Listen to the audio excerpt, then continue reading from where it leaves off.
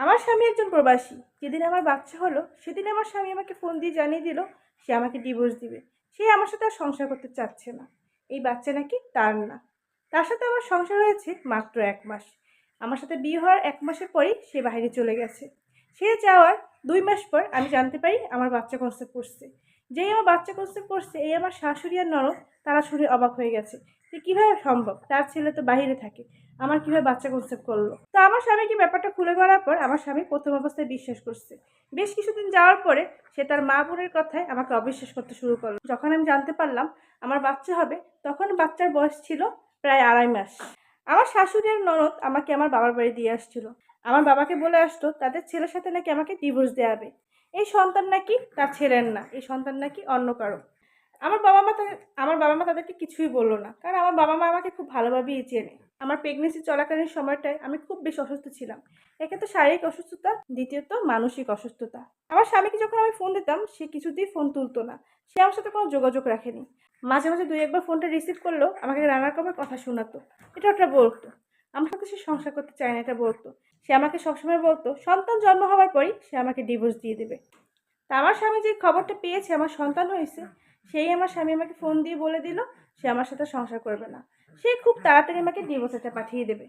তো ক্লিনিকে আমি ৫ দিন থাকার পরে বাসায় চলে আসলাম। বাচ্চার বয়স যখন ১৫ দিন হলো তখন হঠাৎ করে একদিন আমার বাসায় ডিভোর্স লেটার এসে হাজির।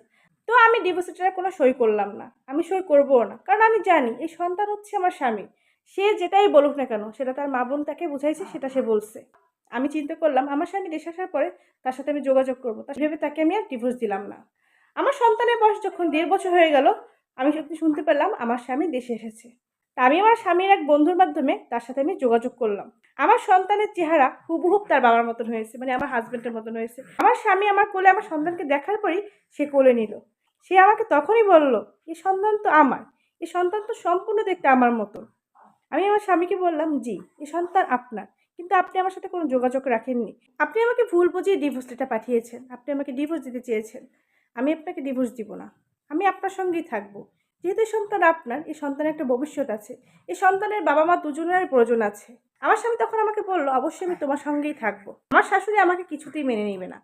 আমার স্বামী আমাকে আর আমার সন্তানকে আমার বাবার বাড়িও রাখবে না। সে আলাদা একটা বাসা রেখেছে, যেখানে আমি আমার সন্তানসহ থাকি। আমার স্বামী ৬ মাস থাকার পর সে আবার বাহিরে চলে গেছে। তা আলহামদুলিল্লাহ আমি আমার সন্তানকে নিয়ে আলাদা বাসায় থাকি। খুব ভালো আছি। হুট করে কখনো ডিভোর্সের সিদ্ধান্ত নেওয়া উচিত না। ডিভোর্স হলে বাবাও ভালো থাকে, মাও ভালো থাকে। কষ্ট পায় শুধু সন্তান। তো এই কাহিনীর সঙ্গে আমার জীবনের কোনো মিল নেই। তারপর যদি আপনাদের ভালো লেগে থাকে অবশ্যই আমাকে ভালোবাসা দিবেন। আমার পাশে থাকবেন। সবাইকে অসংখ্য ধন্যবাদ কাহিনীটা শোনার জন্য। আসসালামু আলাইকুম, আল্লাহ হাফেজ।